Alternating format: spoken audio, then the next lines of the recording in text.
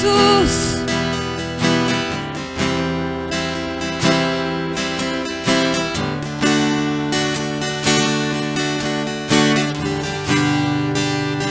Sobre todo nome é teu, Senhor. Sobre a tua igreja te adora, Senhor.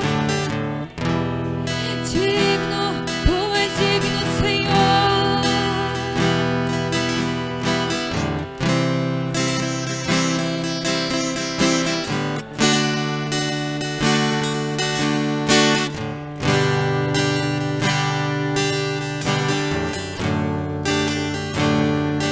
Quão grande eu cantarei,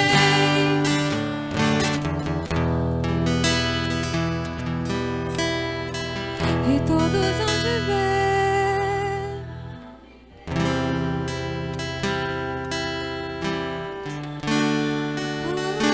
Tu és grande, Senhor.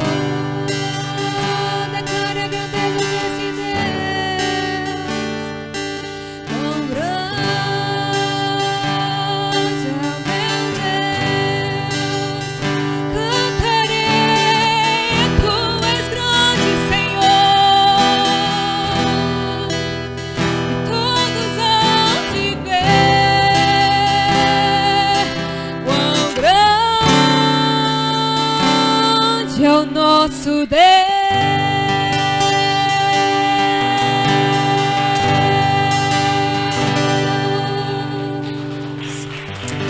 Aleluia, seja adorado, Senhor. Oh, a tua palavra diz, Senhor, que tudo vem de ti e volta para ti, ó Deus. Seja dada a ti, Senhor, toda honra e toda glória nessa tarde, Senhor. A tua igreja está nesse lugar, Senhor, para te adorar, Senhor, para entronizar o teu nome, Senhor. Seja grata a esse Deus, meu amado.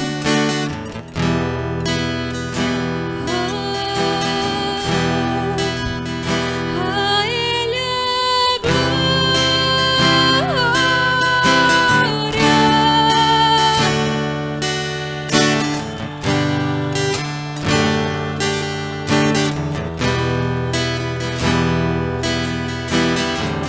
Seja dada a ti, Senhor, toda a glória.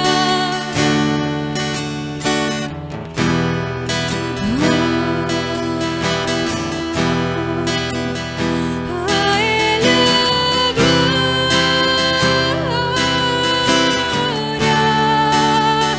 A Ele a glória.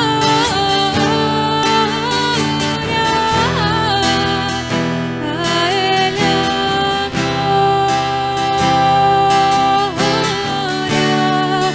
Pra sempre, amém. Porque dele, por ele, para ele são todas as coisas. Porque dele, por ele, para ele são todas as coisas. Porque dele, por ele, para ele são todas as coisas. Porque dele, por ele, para ele, a Ele a glória.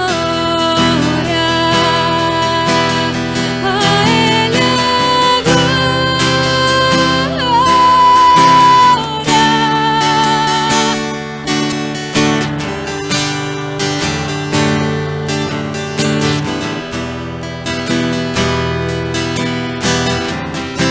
Seja dada a ti, Senhor, toda a glória.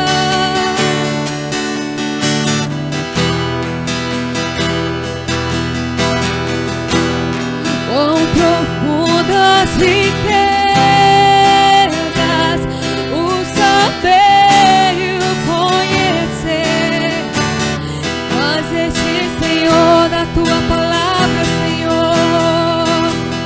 Quão insondáveis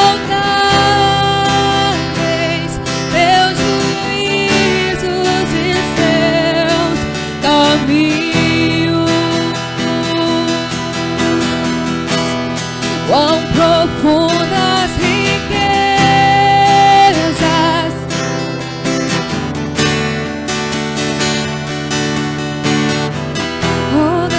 Senhor Jesus, quão insondáveis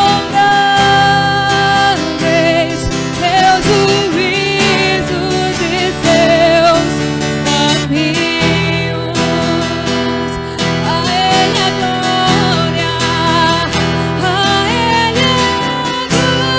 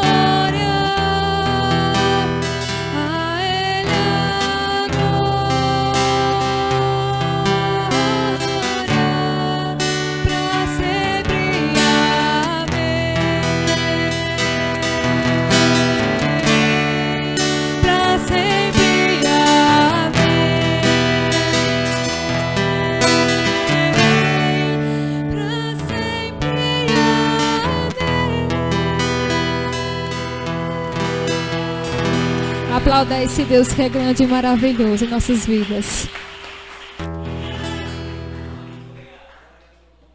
Bem, queridos, podem sentar. Amém. Quantos estão felizes com o Senhor? Diga amém. A gente já teve uma palavra aqui para converter o nosso amém, né? Então, amém. Glória a Deus. Queridos, estou feliz com o Senhor. Estou feliz com a sua bondade e a sua misericórdia. Amém. Ontem estivemos na nossa comunhão, foi maravilhosa. Tá? Todo mundo pôde ir. Foi uma delícia. Tá certo? Foi ou não foi? Isso aí. Tá? Que a gente possa ser assim. Que a gente possa, ontem, na nossa comunhão, a gente percebeu que nós nos tornamos mais família. Tá? É uma coisa que a gente vem buscando, que é um pilar do ministério. Que a gente possa se reunir como família. Amém? Como corpo, tá? Não tem essa de ter um irmão na igreja sem saber o que o outro faz, de onde o outro é, sem saber até o nome dele. Ninguém soube o nome de Duda, né? Ninguém. Arivamberto. A gente precisa aproximar os laços. Amém? E foi uma delícia. Ontem a gente vai ter mais eventos assim, tá bom? Eu queria chamar o pastor Welder para vir aqui. Ele vai entregar o bastão para a amada esposa. Tá certo? Ele vai estar trazendo a palavra de Deus hoje. Tá bom? Olhe para o seu irmão e diga assim: se ligue no céu. Antes dele trazer a palavra de Deus, eu quero lembrar a vocês a palavra de Deus que está sobre nós. A palavra que o Senhor trouxe para nós na terça-feira de oração. Que nós não podemos dar respostas emocionais àquilo que é espiritual. A gente precisa dar respostas espirituais para aquilo que é espiritual. Porque a gente viu lá no texto, rapidamente, pastor Helder, que Jesus ele revela para os apóstolos que vai morrer. E todos os apóstolos dão uma resposta emocional: nós vamos morrer contigo. E quando chega o ato, todos eles fogem, todos eles traem. E o Espírito Santo convida alguns para orar. Jesus convida alguns para orar e eles não conseguem orar com Jesus. E Jesus diz: vigiai, porque o espírito é forte e a carne é fraca. Então não adianta dar uma resposta emocional, mesmo que ela seja boa, mesmo que ela seja interessante, mesmo que ela tenha a ver com o propósito. Se for uma resposta emocional, vai te fazer voltar atrás. Mas se for uma resposta com o espírito, vai te fazer permanecer e ir à frente. Amém? O pastor vai trazer a palavra, então, que o nosso espírito possa se movimentar e dar uma resposta para Deus. Amém? Vamos orar. Levanta a tua mão para cima, para ele, para o pastor. Vamos abençoá-lo, Pai. Diante de ti, Senhor Deus, abençoamos o teu filho. Que o Senhor guie, Senhor, que o Senhor dê as palavras, que o Senhor oriente, Deus, em todo o seu sermão. Deus, nós os abençoamos, ó Pai, que ele seja canal de Deus, e que a tua palavra, Senhor Deus, penetre em nosso coração.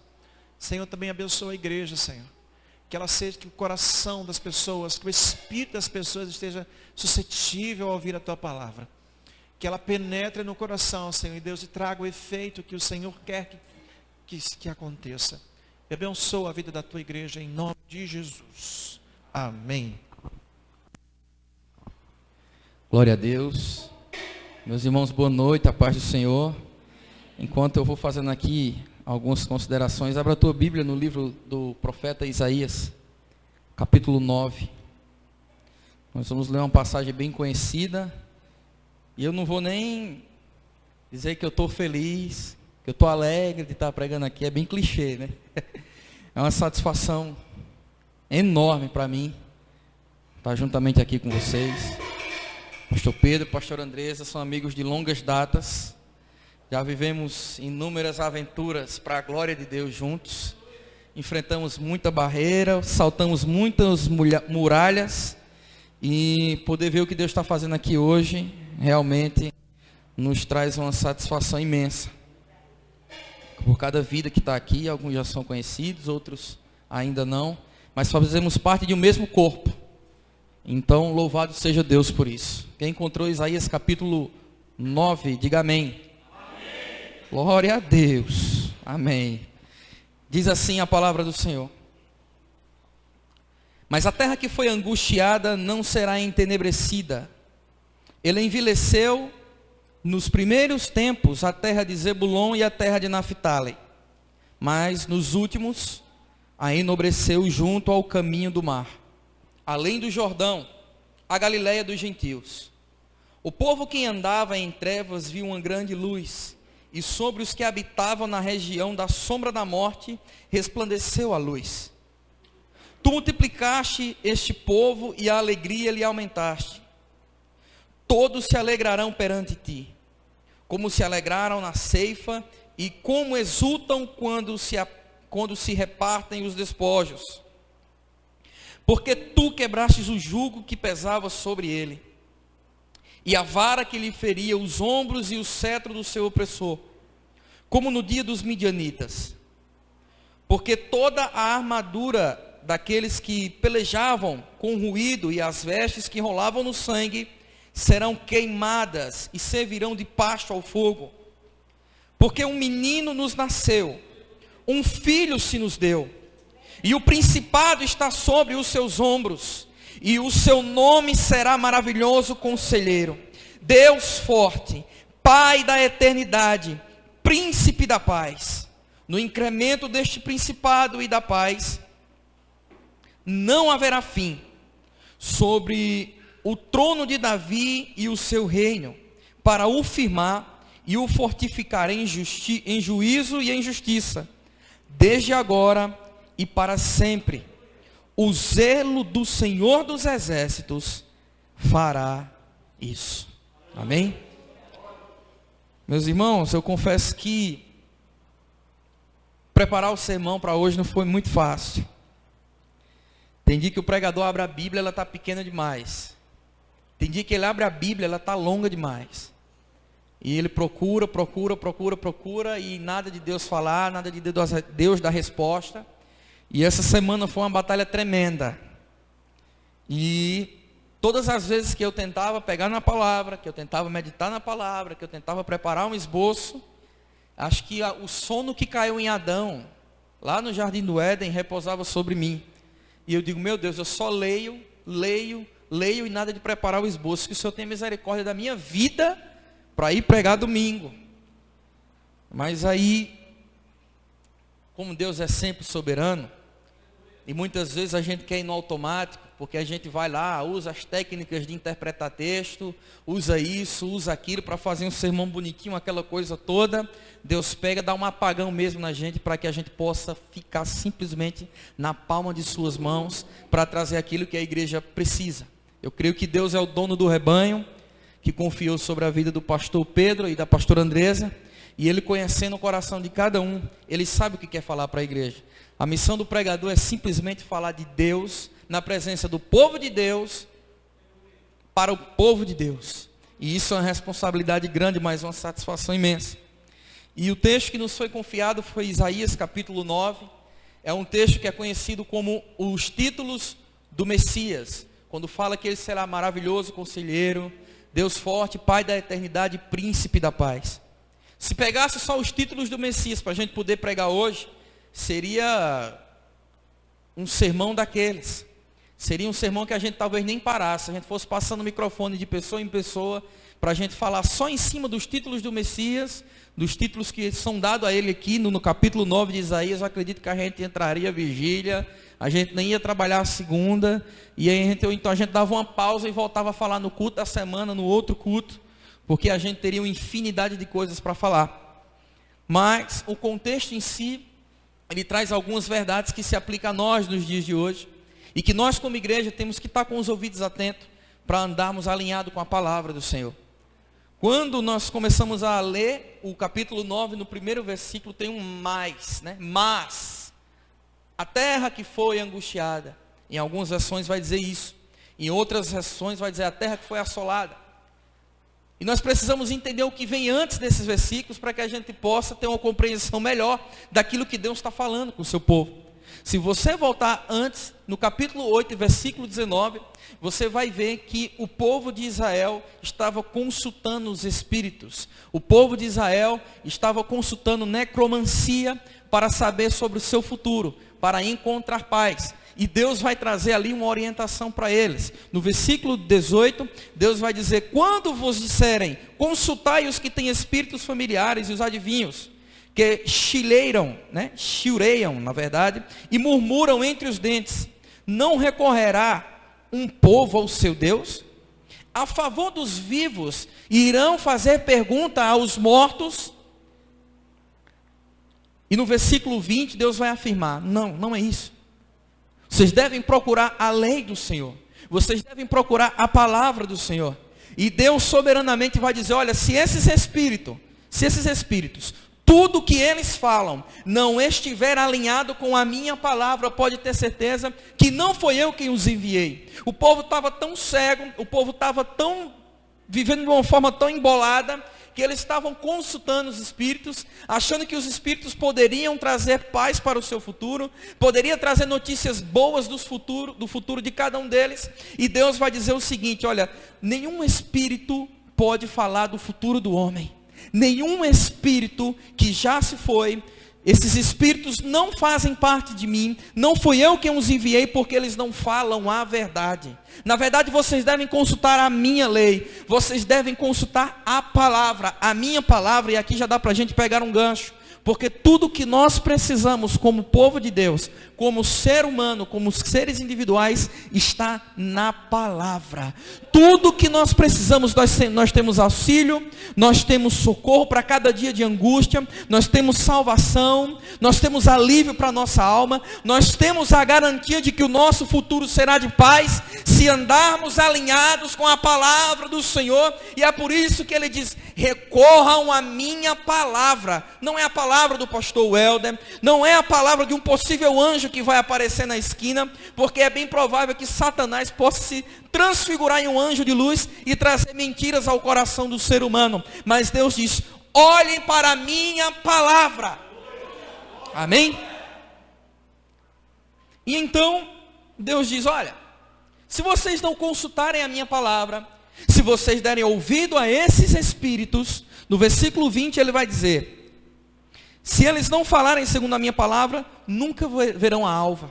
Jesus está falando do seu povo, que se esses espíritos não mencionam a palavra de Deus, e é óbvio que não mencionava, por isso que Deus os direciona a palavra, para que eles possam ter discernimento de que na verdade não tem nada a ver com Deus. Deus diz: se eles não falam o que eu falo, vocês nunca verão a luz brilhar no seu caminho. Versículo 21, e passarão pela terra, duramente oprimidos e famintos, e será que tendo fome e enfurecendo-se, então amaldiçoarão ao seu rei e ao seu Deus, olhando para cima. E olhando para a terra, eis que haverá angústia e escuridão, e serão entenebrecidos com as ânsias e arrastados para a escuridão. Deus, de certa forma, aqui está trazendo o que a gente chama de uma cajadada para o povo. Se vocês não atentarem para mim, se vocês derem ouvidos a esses espíritos enganadores, vocês irão perder o sossego, vocês irão perder a paz, vocês entrarão num tempo difícil, vocês entrarão num tempo de fome, vocês irão vaguear pela terra, vocês andarão de cima a baixo, de baixo a cima, vocês não terão paz, vocês vão ter angústia, vocês vão começar a criticar o governo, vocês vão começar a blasfemar contra o governo, vocês vão começar a dizer coisas terríveis com eles, e vocês também blasfemarão de mim. E isso olhando para cima, isso aponta para uma astúcia muito grande, como se não bastasse blasfemar, Deus vai dizer: vocês vão falar isso olhando para cima, me afrontando. Vocês entrarão num período de trevas, e trevas aqui não está se referindo simplesmente a inferno. Trevas, ela se refere a muita coisa. A escuridão. É só você ficar trancado dentro do quarto por algumas horas, e trazer uma aplicação pessoal à sua vida. Você possivelmente vai entender o que é andar em trevas. Não enxergando. Não tendo perspectiva. Não tendo garantia do futuro. Não tendo uma âncora para alicerçar a sua vida. Não tendo a quem recorrer. Não tendo a quem pedir socorro. É um povo que planta muito, mas colhe pouco. Que tudo que tem não dá. Que tudo que recebe não dá. Porque quando o povo vira as costas para Deus, nenhuma riqueza pode suprir o vazio que fica quando esse povo dá as costas para Deus. O povo de Israel, por incrível que pareça, passava um tempo bom, um tempo de colheita abençoada, mas não estavam dando ouvidos a Deus. Uma crise moral, uma crise espiritual, um declínio horrível estava assolando o povo. E por isso eles entram em crise, eles entram em trevas. Começam a andar, começam a vaguear, e o versículo 9 que a gente leu, aí é onde Deus começa a falar: mas a terra que foi angustiada, e Deus começa a trazer aqui algumas promessas, e ele vai se referir à terra de Zebulon e à terra de Naftali. Esse povo que sofreu angústia, que passou um bom tempo da história sendo angustiados, sendo assolados e açoitados, como resultado do seu castigo, como resultado de virarem as costas para Deus, eles passam a ficar na mão do rei da Síria. E o profeta Isaías, ele é usado por Deus para falar ao rei Acais que não procurasse os assírios para ter reforço e vencer a batalha. Ele não quis recorrer a Deus, ele não quis dar ouvidos à voz de Deus, e procurou auxílio de quem Deus disse que ele não procurasse auxílio. De um povo que lá no fundo, também era inimigo de Deus. E o texto é tão terrível que se você ler o contexto, voltar alguns capítulos, eles vão dizer: vamos fazer aliança com o diabo, vamos fazer aliança com a morte, porque quando vier o açoite da morte, nós não morreremos. Vamos para o lado do mal, vamos fazer aliança com o mal para a gente não perecer. Ou seja, viraram as costas para Deus. Tanto é que o livro do profeta Isaías, do capítulo 1 ao capítulo 9, é Deus falando do pecado do povo e chamando o povo ao arrependimento. E nós estamos lendo um texto em que Deus aponta a ruína do povo, mas ao mesmo tempo traz uma promessa. E lá no final ele vai falar uma coisa tremenda sobre Jesus. Eles estão agora sofrendo. Simplesmente eles não foram extirpados da terra, não mataram todos os seus familiares, não. Simplesmente misturaram o povo de Deus. Quando o rei da Síria invadiu Jerusalém, que tocou fogo em Jerusalém, que levou o povo cativo, e aí ele quis mandar o povo de volta, disse: não, manda o povo de volta.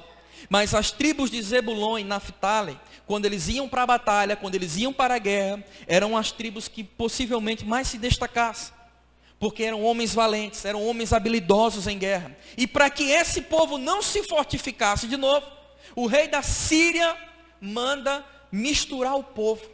Porque se você quiser, quando o diabo quer, na verdade, acabar com um projeto que Deus levantou no coração de um homem, de uma comunidade local, o diabo não precisa chegar no meio da igreja, no meio do povo, com um tridente, com um chifre, uma capa preta, fedendo a enxofre, e com uma labareda de fogo arrastando nos pés dele. Simplesmente ele mistura aquilo que é santo e coloca o que é profano no meio. E aí o povo começa a ficar perdido, o povo começa a não discernir aquilo que é santo daquilo que é profano. E infelizmente, tem alguns irmãos que não estão fazendo diferença disso. Tanto é que a gente vê um meio de muita coisa aí do povo de Deus, muita coisa gospel. Daqui a pouco vai ter até droga gospel, casa de prostituição gospel. Até parece que é forte ouvir isso, mas com o pecado a gente tem que tratar com severidade. Nós temos que falar abertamente. Mas o povo está misturando algumas coisas e por isso estão entrando em declínio. Então, voltaram para a sua terra. Por isso que o texto vai dizer a Galileia dos gentios, porque não era o povo puro de Deus que estava ali, mas estava um povo misturado. E como Deus sabe reverter a maldição em bênção, foi isso que ele fez. Havia um povo misturado, havia um povo miscigenado. Alguns eram um povo separado de Deus, outros não eram. O povo se misturou, mas o plano de Deus para a humanidade é um plano universal. E o diabo pensando que tinha acabado com o povo de Deus, quando na verdade ele estava agregando, porque o sangue de Cristo derramado na cruz do Calvário veio para todos, gentios e judeus. O sangue de Cristo nos cobre, nos purifica de todo o pecado e alcança qualquer um que decidir se render a ele. Então o povo estava se juntando, estava crescendo. O mar da Galileia era um ponto estratégico, porque ali havia muito peixe. A areia da praia servia para fazer vidro. Então o comércio dali era forte. Muita gente passava por ali. E existe uma coisa interessante sobre a Galileia.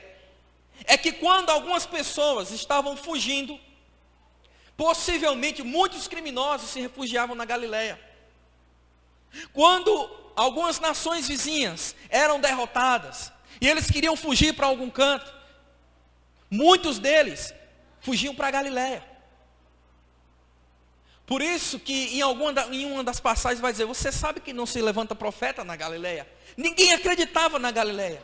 Ninguém esperava que alguma coisa boa pudesse sair da Galileia. Então,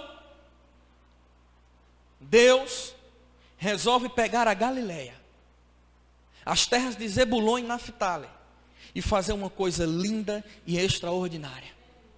Deus disse que o povo que estava naquela região, desesperançado, habitando em trevas, perdidos, andando ociosos, andando ali capengando, sem perspectiva de si mesmo. Quando o povo olhava para eles, dizia: esse povo aí não sai nada, isso é um povo coitado, é como se fosse uma favelinha. Mas a palavra do Senhor diz que as terras de Zebulon e Naftali, Deus enobreceu ela nos últimos dias, porque o povo que andava em trevas viu uma grande luz. E essa luz era Jesus que vinha caminhando à beira da praia. Foi ali que ele chamou Pedro, foi ali que ele chamou Filipe, João e Tiago. Jesus começa a trabalhar todo o seu ministério ali. E é engraçado que em uma das passagens os irmãos de Jesus vai dizer, se você quer ficar famoso, vai fazer os milagres que você faz lá fora, como se o objetivo de Jesus fosse ficar famoso. Mas não, Jesus veio buscar aquilo que havia se perdido. E Jesus começou justamente em uma terra em que ninguém acreditava. Em uma terra onde o povo estava sem perspectiva nenhuma. Então, vem a multiplicação do povo. E Deus começa trazendo alegria ao povo. Porque o povo começa a prosperar. Começa a haver pescaria. O comércio começa a dar certo. Deixa eu só virar aqui o ladinho do esboço, para a gente poder acompanhar bem direitinho. Jesus começa a trazer um tempo de alegria para aquele povo. O versículo diz que tu multiplicastes a esse povo a alegria, ele aumentando a alegria. Tu multiplicaste este povo e a alegria lhe aumentaste. Todos se alegrarão perante ti e se alegraram como exultam quando se repartem os despojos e quando colhem aquilo que foi plantado. Eu quero que você vá mastigando tudo, até a gente chegar aos títulos do Messias. E aí a gente vai começar a entender algumas coisas. Deus multiplica a alegria do povo. No versículo 4 vai dizer que ele quebrou 3 coisas. Primeiro, ele quebrou o jugo que pesava sobre aquele povo, a vara que feria os ombros e o cetro do seu opressor, como nos dias dos midianitas. Todo o poder, tudo aquilo que castigava aquele povo, e o que o inimigo usava para assolar aquele povo, Deus quebrou. Deus continua ainda a quebrar hoje, pelo sangue de Jesus Cristo, aquilo que pode assolar os ombros da sua família, aquilo que pode assolar a tua esperança, aquilo que pode te trazer peso, aquilo que pode te trazer jugo. O sangue de Jesus derramado na cruz veio para despedaçar isso. E é interessante que ele faz referência aos dias dos midianitas. Quem não lembra da história de Gideão? Deus não contou com muita gente, porque senão o povo ia se glorificar. Deus disse: Gideão, eu só quero 300 homens, com tocha, com vaso e com trombeta. De uma forma nunca vista na face da terra. Pelo seu pleno poder, Deus fez com que os midianitas caíssem. Deus apavorou os seus inimigos a ponto de eles se estranharem e começar a matar uns aos outros. Tudo aquilo que se levanta como assombro contra o povo de Deus, tudo aquilo que se levanta como assombro contra Israel, tudo aquilo que se levanta como assombro sobre a igreja do Senhor, Deus reverte em loucura dos homens. Eles por si só se destroem. Eles em sua própria sabedoria, Deus pega ele na palma de suas mãos e mostra para eles que não são nada. Pode se levantar contra a igreja, pode se levantar contra Israel, pode bombardear, pode matar o povo de Deus. A história da igreja está aí para testificar isso. Não prevalecerão contra nós as obras das trevas. Não prevalecerá contra a igreja nenhum mal. A igreja cresce, a igreja triunfa, a igreja continua como noiva pura e ataviada do noivo, e nela ninguém toca.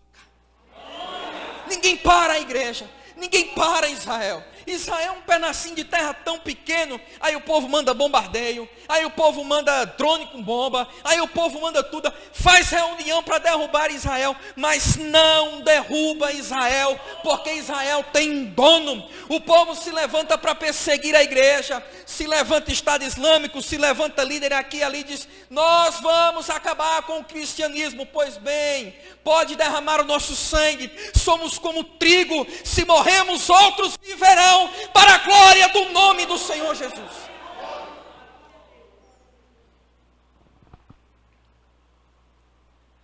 Deus começa a fazer promessas e ainda garante, porque todas as vestes, E todas as botas que os soldados usaram, ele faz uma alusão. E ele diz, serão queimadas no fogo.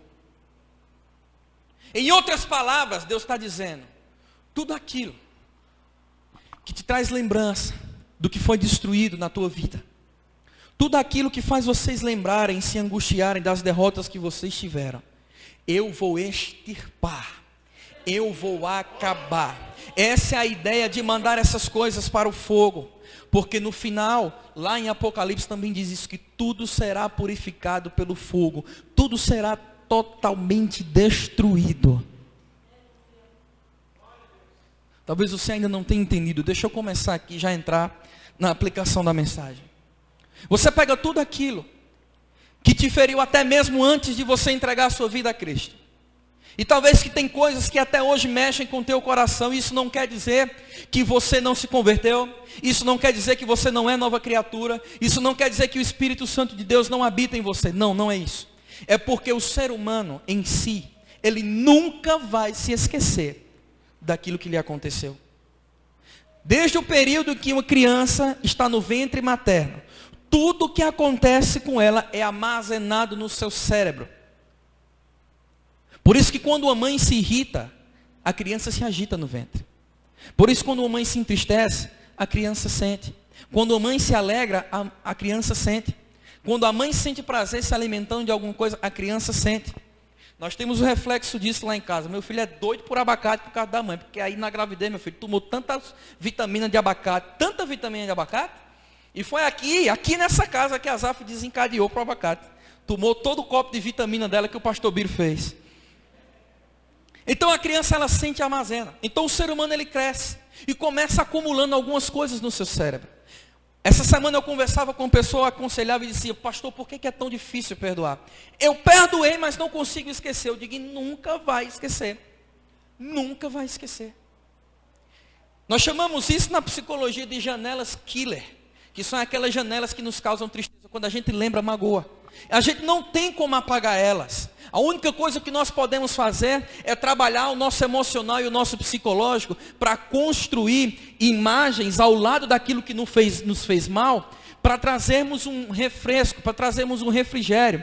Coisa do tipo, eu sofri, eu apanhei, eu fui traído, eu fui magoado, despedaçaram meu coração. Mas Cristo Jesus me alcançou. E eu não dependo dessas emoções para viver. Em Cristo Jesus eu perdoei. Em Cristo Jesus eu posso viver. Mas lá no céu, na nova terra, não haverá mais lembrança dessas coisas. Então se alegre, porque tudo um dia terá fim.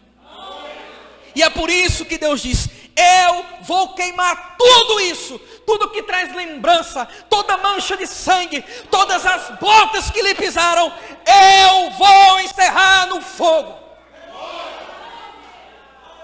E aí surge a pergunta, por que Deus vai fazer isso? Como Deus vai fazer isso?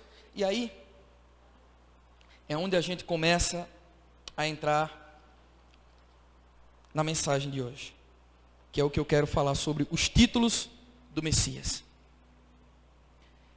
E ele vai dizer, olha, eu vou fazer tudo isso. E aí vem a profecia, porque um menino nos nasceu. Um filho se nos deu. E o texto está dizendo que ele nos deu. Um filho nos nasceu. Mais do que enviar Jesus, Deus nos deu Jesus.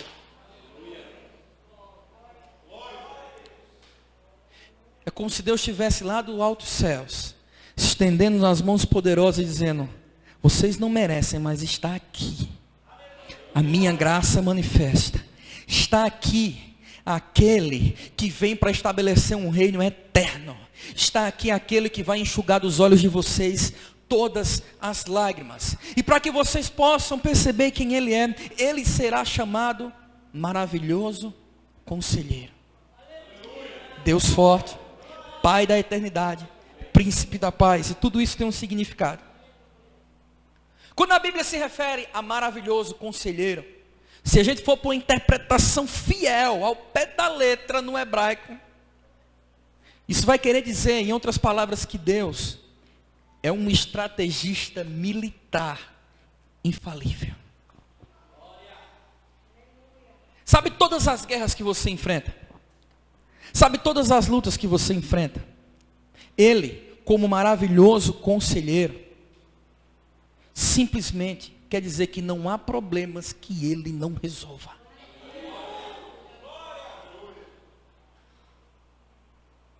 E a profecia começa com esse título do Messias, porque eles estavam tomando conselhos em fontes erradas, estavam tomando conselho no espiritismo, e Deus diz, não, eu vou enviar ele, e ele será chamado maravilhoso conselheiro.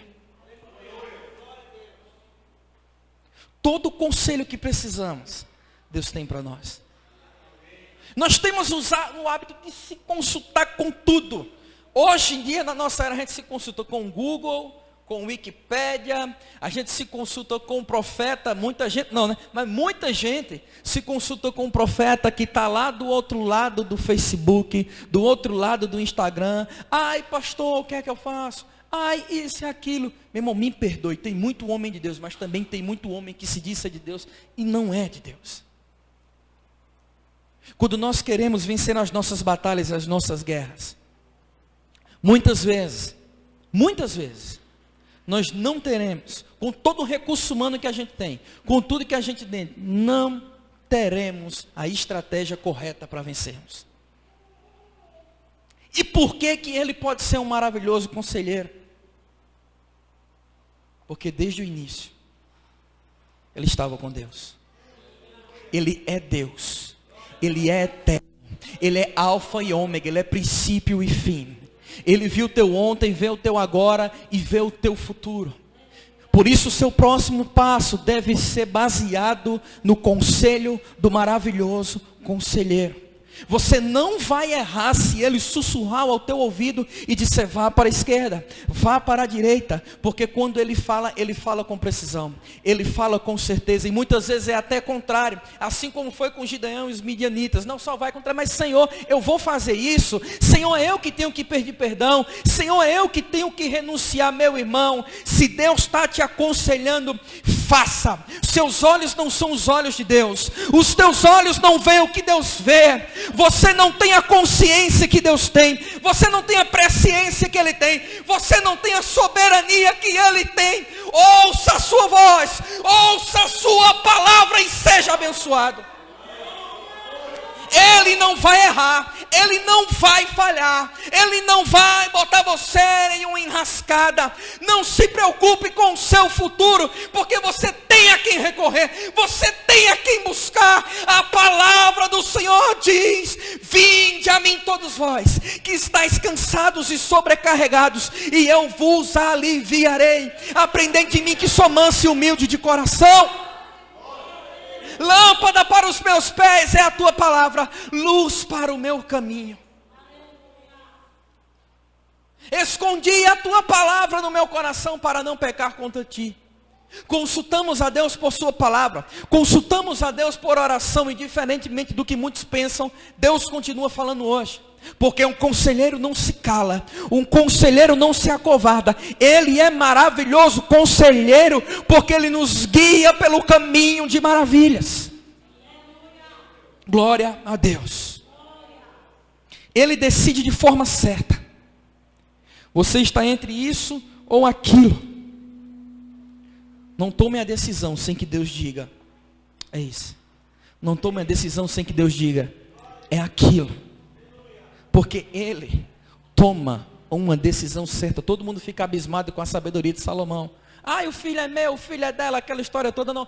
Parte o menino no meio, a mãe verdadeira, não parte, é melhor dar ele. Aí Salomão vai e diz, olha, entrega o filho da mãe, que não quer que ele seja partido, porque a verdadeira mãe é aquela, e todo mundo se maravilha. E todo mundo cita isso. E eu fico impressionado, como muitas vezes não nos maravilhamos com a sabedoria de Jesus. Nós cantamos aqui quão profundas riquezas, o saber e o conhecer de Deus. Quão insondáveis seus juízos e seus caminhos. Nós não sabemos como, porque Ele é insondável. Mas se orarmos e buscarmos e tomarmos conselho divino, nunca erraremos. Segundo, Deus forte. Pode preparar para dar o glória. Em outras palavras, eu estou simplificando tudo. Isso quer dizer que Ele não tem inimigos. Deus não tem inimigos. A igreja tem inimigo, Israel tem inimigo. Particularmente você pode ter alguns inimigos, mas Deus não tem inimigo. Porque um inimigo, para ser adversário de Deus, ele tem que estar pelo menos no mesmo nível de força de Deus. E nós sabemos que o diabo nunca, jamais estará no mesmo nível de Deus. Ele se torna nosso inimigo. Ele se torna o algoz, que é aquele que quer sugar a nossa vida e nos matar. Mas inimigo de Deus, não. Deus não tem inimigos. Porque a palavra para traduzir aqui, Deus forte, é aquilo que nós cantamos em alguns hinos. El Shaddai. E quer dizer que Ele é todo poderoso. Não há ponto fraco em Deus. Não há falha em Deus. Não há brechas em Deus. Ele é Deus forte. Ele não perde uma. Ele é impenetrável. Ele não fraqueja. Ele não titubeia. Ele não cochila. Ele é Deus. Ele é Deus. Ele é Deus. A Ele a glória. A Ele a glória. Ele é Deus. Ele é todo poderoso. Isso não quer dizer que simplesmente Ele pode fazer o que Ele quer, mas Ele faz aquilo que é necessário. Deus faz o que é necessário. É engraçado, tem uns bobão biólogo. Tal árvore não serve para nada. Ah, é porque é o universo. E não sabe de nada. Todo o conselho divino e toda a sabedoria está com Deus Todo-Poderoso, Criador de todas as coisas. Bastou dizer haja e tudo no instante se fez. Deus, Ele é todo poderoso. Pai da eternidade. Terceiro título. Significa que tudo, absolutamente tudo, está em suas mãos. Nada sai do controle de Deus. Ele não poderia ser Senhor se Ele não governasse o início, o meio e o fim. Ele não poderia ser Senhor se algumas coisas saíssem do seu controle. Mas como Ele é Pai da eternidade, Ele é um Pai eterno, Ele sabe de todas as coisas. Ele põe em ordem todas as coisas. Pode pôr em ordem a sua vida, pode pôr em ordem a sua família, pode pôr em ordem o chamado que Ele tem para você, pode pôr em ordem o seu emprego, pode pôr em ordem tudo aquilo que está bagunçado. Muitos dizem, Deus está morto, Deus fez tudo e virou as costas. Não. Ele é Pai da eternidade. Isso não quer dizer que tudo vai chegar a um fim, não. Tudo é eterno. Quando eu falo tudo, esse tudo eu quero me referir, eu e você. No céu diz que não haverá choro, nem morte, nem lágrima, porque tudo já foi passado. Isso realmente não mais existirá. Mas eu e você somos eternos. O destino que vamos tomar na eternidade é eterno. Ou de um lado ou de um outro, o destino é eterno. Agora imagine, se Deus, Ele é Pai da eternidade, isso revela algo mais sobre Deus, que muitas vezes a gente esquece. É que o habitat natural de Deus é a eternidade. E isso mexe com uma coisa de Deus que muita gente passa despercebido. E são termos técnicos que a gente usa em teologia, essas coisas. É sobre a imanência de Deus e a transcendência de Deus. Deus, Ele é transcendente. Preste atenção nisso, Ele é transcendente. Ele habita onde ninguém pode chegar. Deus jamais foi visto por alguém. Mas ao mesmo tempo Ele é imanente, Ele está perto. Ele habita no alto céus, na luz inacessível. Mas Ele também está junto com aquele quebrantado e contrito de coração. Deus, Ele transcende a eternidade para visitar o seu povo. Deus transcende a eternidade para abraçar a sua igreja. Deus transcende a eternidade para ouvir a voz de um necessitado e de um faminto. Deus, Ele é Pai da eternidade e nos levará para onde Ele está, para a eternidade. Estaremos na eternidade com Ele, adorando em sua glória. Não precisaremos de luz elétrica, não precisaremos do brilho do sol, porque a luz que emana dele será suficiente. Desfrutaremos de gozo eterno, desfrutaremos de alegria eterna. Não haverá depressão, não haverá angústia, não haverá nada que sugue as nossas forças, porque estaremos na eternidade com o Pai da eternidade. Aleluia. Você está vivendo aqui e agora, mas há uma eternidade te esperando.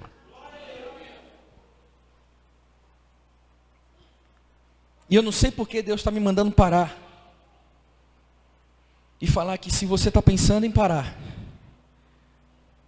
Deus está me mandando parar algumas coisas que eu ia falar aqui, só para dizer alguma coisa aqui. Se você está pensando em parar, se você está pensando em retroceder, se você está pensando em desistir, ouça o que Deus está falando com você hoje. Porque Deus está te chamando para a eternidade, onde esse sentimento e essa vontade de voltar atrás não vai existir. Tudo que você passa aqui não se compara com o peso de glória que Deus vai revelar. Todo sofrimento que você enfrenta aqui, toda decepção que fizeram com você, todo o mal que fizeram a você, não se compara com aquilo que Deus revelou. Nem olhos viram, nem ouvidos ouviram aquilo que Deus reservou para o seu povo. Ainda que seja chorando, ainda que seja doendo, ainda que seja em ferida, ainda que seja se arrastando, continue caminhando com Deus. Não desista, não pare, não retroceda, porque a eternidade que te espera vai superar todas essas coisas. Glória a Deus. Glória a Deus. Por último, para finalizarmos, eu sinceramente fiquei sem palavras para poder trazer uma definição hoje para a igreja. O que quer dizer príncipe da paz? Porque a nossa mente humana, ela não consegue discernir plenamente o que é paz. Nós conseguimos distinguir o que é sossego e paz com Deus, porque fomos reconciliados em Cristo Jesus. Fomos reconciliados com Deus, então com Deus a gente pode ficar sossegado. Mas príncipe da paz, para que haja paz, tudo que é ruim, tudo que é negativo, tem que deixar de existir. Porque lembranças podem nos entristecer. Feridas que possivelmente se tornaram cicatrizes, elas podem, só pelo fato da lembrança, nos fazer nos sentir mal e mexe com a gente. Mas príncipe da paz, e paz não se refere só aqui e agora. Paz é mais sobre o futuro do que agora. É muito mais sobre o futuro do que o aqui e agora. Você consegue conceber na sua cabeça o que é simplesmente não existir o mal? Você consegue, na sua mente limitada, curiosa, por sinal, entender que estar em paz é estar totalmente livre, absolutamente sem possibilidade de sofrer mal nenhum.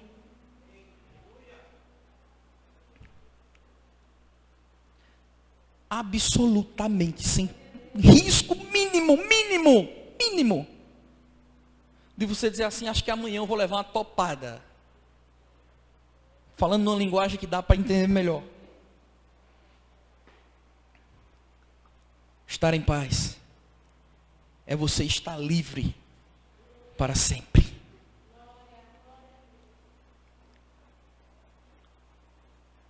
O povo de Deus estava procurando paz onde não existia paz. O povo de Deus estava procurando sobre o seu futuro, onde ninguém poderia dizer nada sobre o seu futuro. E começa falando sobre conselho e termina em paz. Você sabe que muitas vezes a própria igreja do Senhor, por falta de conhecimento, pode causar algumas tristezas ao Senhor e ao Espírito Santo. Cara, nós temos a palavra de Deus. Hoje nós temos vários livros que podem nos ajudar a interpretar a Bíblia. E fora tudo isso, temos o Espírito Santo em nosso auxílio. E nós, como ser humano, materialista, muitas vezes que somos, nós colocamos a nossa expectativa de paz em: se eu ganhasse muito dinheiro, eu não teria que me preocupar. Se eu tivesse um salário absurdamente alto, eu não teria preocupação. Quantos milionários não estão dentro de uma sala de um psiquiatra fazendo tratamento? Eu lhe pergunto, isso é paz? Não. Se eu tivesse a família perfeita, aquela família do filme que diz assim, e viveram felizes para sempre, porque aquilo é uma mentira do inferno. Todo filme de casal também assim, e viveram felizes para sempre. Não quer dizer que não tiveram uma arenguinha, porque o outro deixou o prato sujo na pia. Mentira, meu Deus. E tem casal que vai nessa vibe. Tá vendo? Viveram felizes para... Por que eu não posso viver feliz para sempre? Você vai viver feliz para sempre no dia que a trombeta soar. E você ouvir o chamado de Jesus nas alturas. Aí você sim vai viver feliz para sempre. Nós colocamos a nossa expectativa em tantas coisas. Se eu congregasse na igreja perfeita, se eu cantasse para as multidões, se eu pregasse para as multidões, se eu tivesse uma igreja com 10 mil pessoas e lá vai o trem, nós começamos a fantasiar a paz, nós começamos a fantasiar a felicidade, quando na verdade a gente não tem nem noção daquilo que está esperando por nós. E com isso, nós traímos o Senhor. Nós traímos o Senhor, pastor? Sim. Porque se nada disso pode nos oferecer aquilo que buscamos, aquilo que precisamos, por que nós batemos na porta dessas coisas? Olhando para a sua vida no atual momento, aquilo que você vive, você consegue se deleitar no Senhor? Porque se deleitar não quer dizer esperar tempo favorável. Se deleitar é simplesmente você estar satisfeito em Deus. Não, pastor, mas a minha vida está difícil. Sim, mas você está satisfeito em Deus. Você se deleita no Deus da sua salvação. Você sabe o que é uma paz? Na proporção da que Deus proporciona para o seu povo invadir seu coração. E você passar a olhar as circunstâncias da vida de outra forma.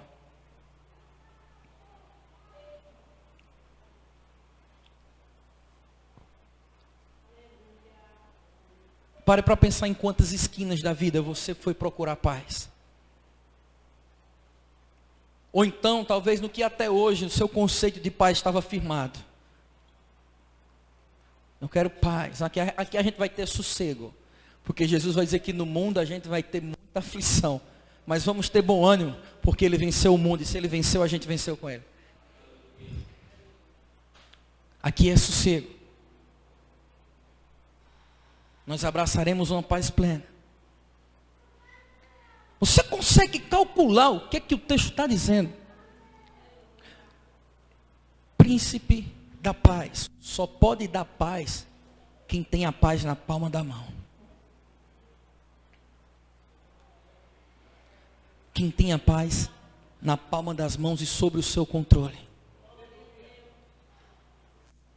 Queria que você fechasse os seus olhos. Curva a sua cabeça. Talvez você tenha dito, pastor, por que esse arrudeio todo? Eu vou dizer a você. Porque Deus é um Deus zeloso.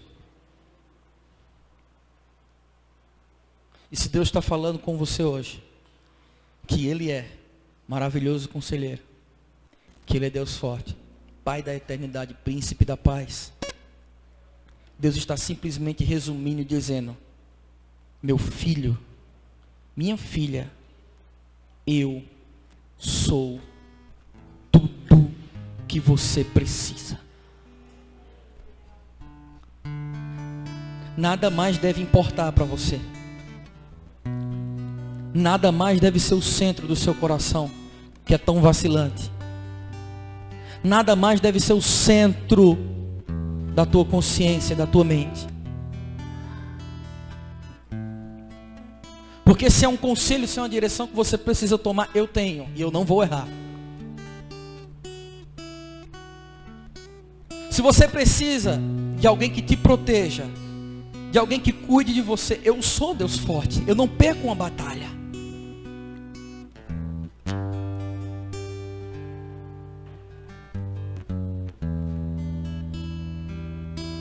Se é um descanso para a sua alma que você procura, eu sou Pai da eternidade, eu vou te trazer para a eternidade onde eu habito.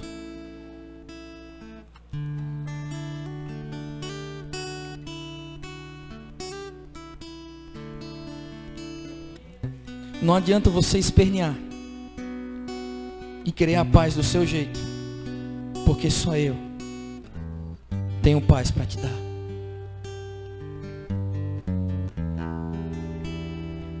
Coloque o seu coração diante de Deus.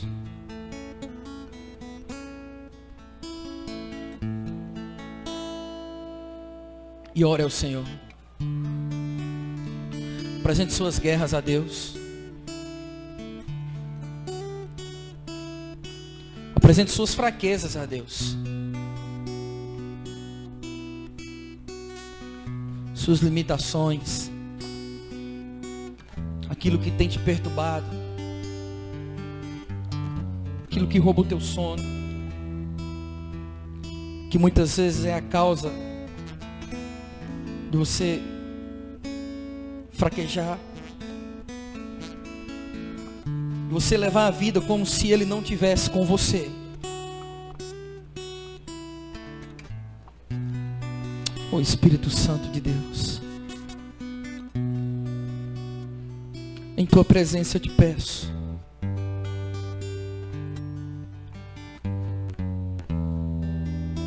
comece a invadir os corações com paz. Abraça os nossos corações com paz. Oh Deus, quem somos nós, Senhor? Oh Deus, Tu és o príncipe da paz. Tu és o vitorioso que nos dá a paz. A tua vitória, ela será a última e derradeira. E já alcançamos ela na cruz do Calvário. Todas as coisas, ó Deus, já foram conquistadas na cruz do Calvário. O castigo que nos traz a paz estava sobre ti.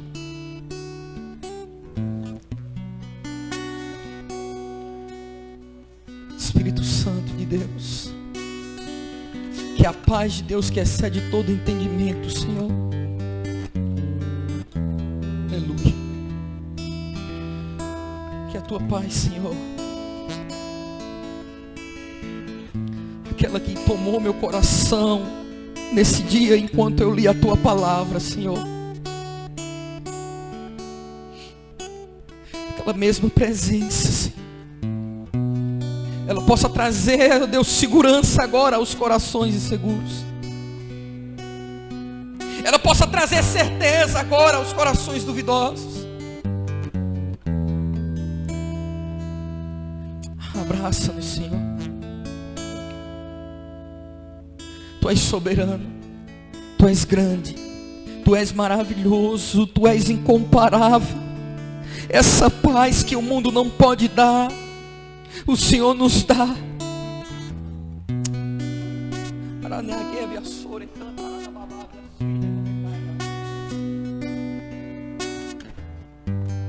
Oh, Pai, obrigado, Senhor. Jesus, obrigado. Obrigado por tua palavra.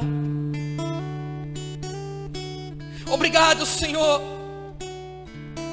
porque se estivermos perdidos, sem perspectiva, em trevas, a tua luz brilha sobre a nossa vida através de Jesus, trazendo salvação, trazendo, ó Pai, luz a tudo aquilo que foi coberto.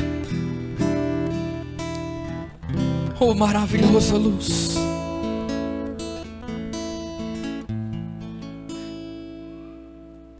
Que possamos carregar em mente nos nossos corações a tua verdade, Senhor, a tua palavra, e que entendamos nessa noite que o nosso socorro é o Senhor, que o nosso auxílio é o Senhor. Tudo depende do Senhor, Deus. A nossa manhã, o nosso levantar, o nosso deitar, as nossas escolhas, Senhor. Espírito Santo, não deixa a gente escolher por nós mesmos. Nos conduz ao caminho da bênção. Nos conduz ao caminho que nos leva a ouvir a voz do Senhor ecoando nos nossos corações. Oh, Espírito Santo, que a tua palavra fique cravada em nossos corações, no nome de Cristo Jesus. No nome de Cristo Jesus.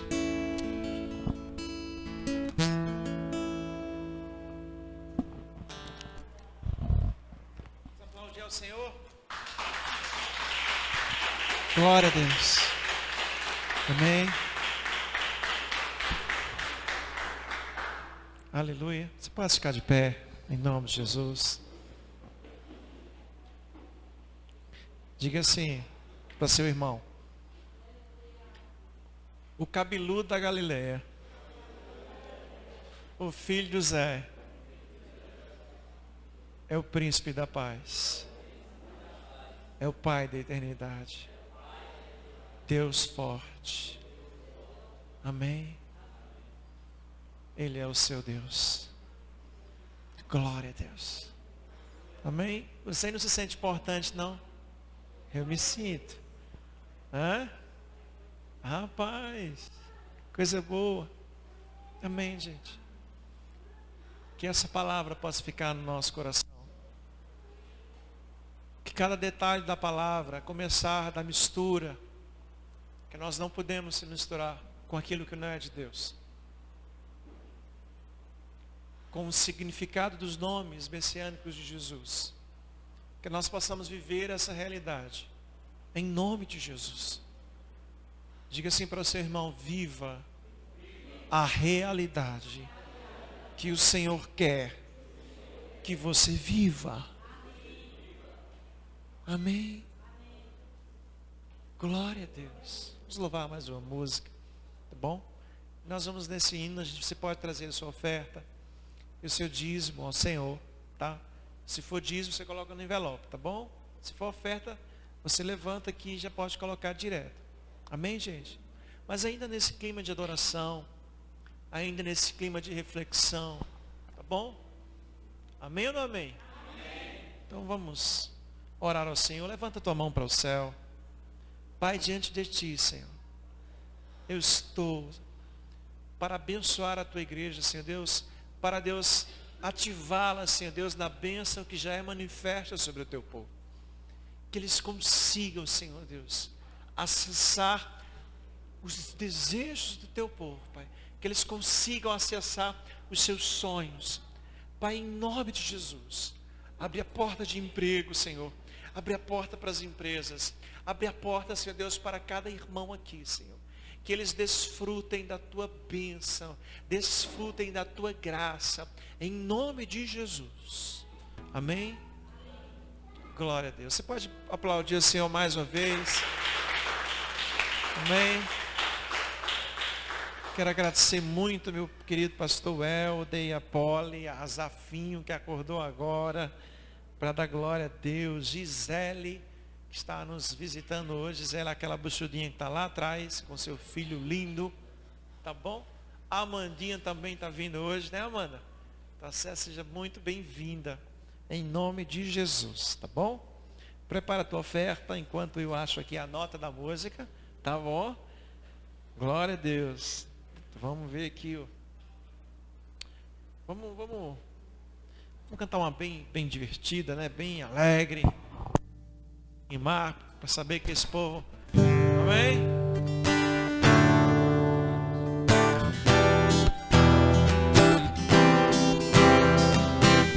Eu te agradeço, Deus, por se lembrar de mim e pelo teu favor, é o que me faz vencer.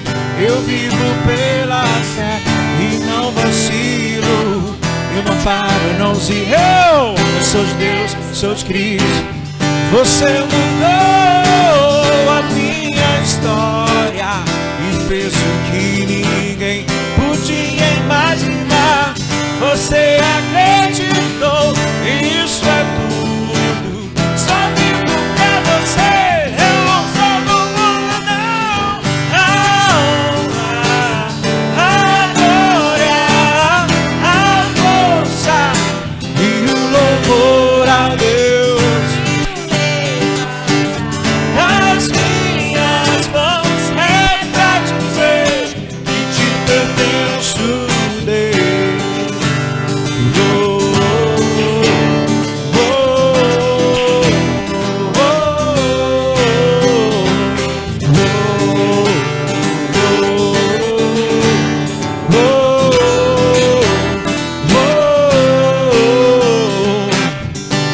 Agradeço, Deus, que no deserto não me deixou morrer e nem desanimar. E como aquela mãe que não desiste, você não se esqueceu, você insiste.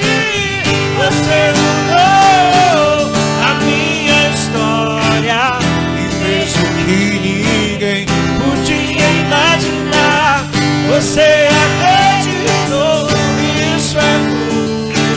Só vivo pra você, eu não sou do mundo, não. A glória, e o louvor a Deus, e o levantar as minhas mãos é pra dizer que te pertenço.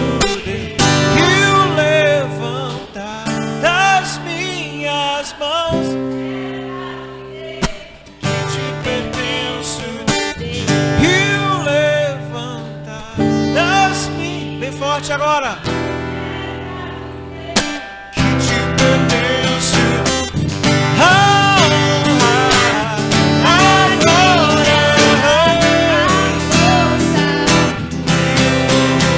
a Deus.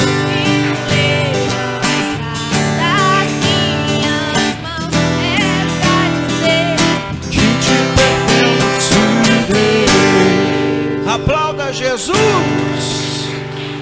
Amém? Glória a Deus. Quinta-feira nós falamos algo muito importante, tá bom?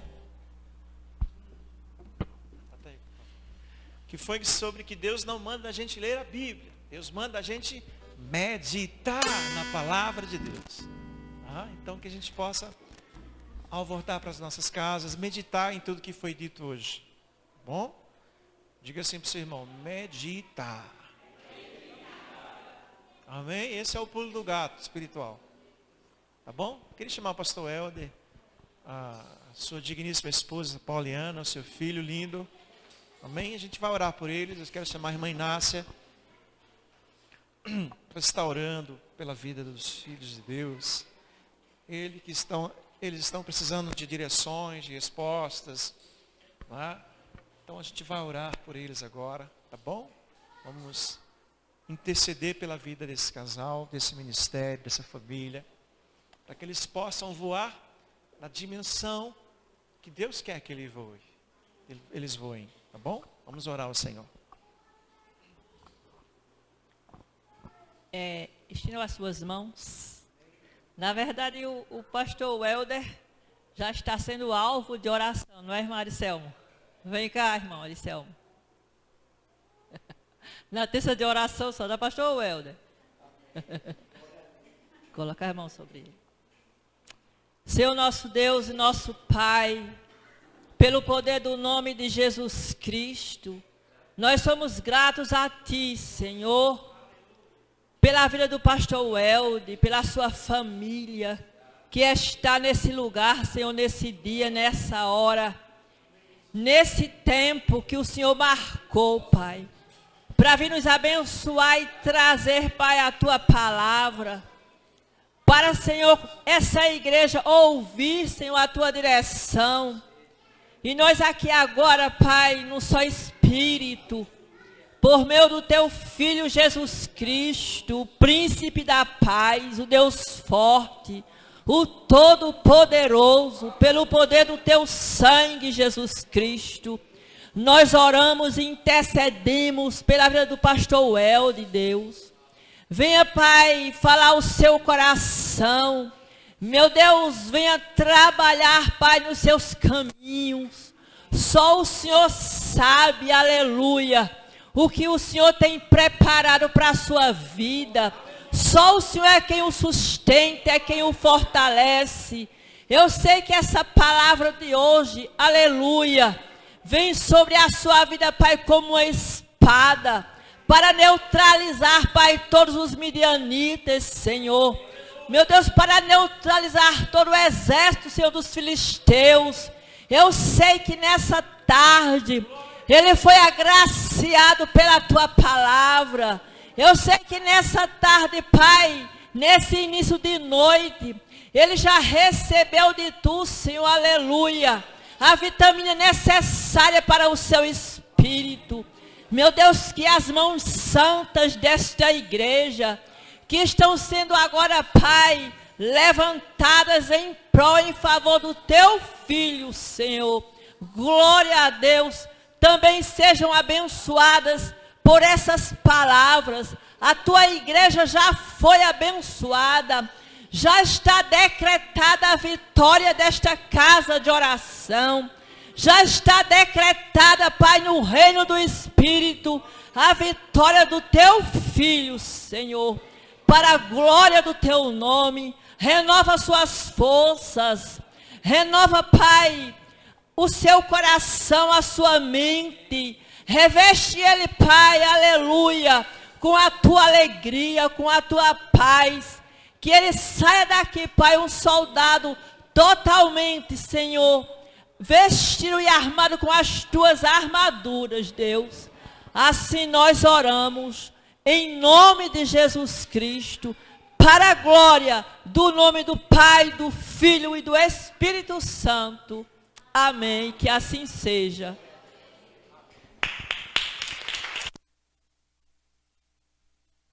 Glória a Deus. Agora vamos escutar a mais linda bênção, né, apostólica que eu escuto já mais de 20 anos, tá bom?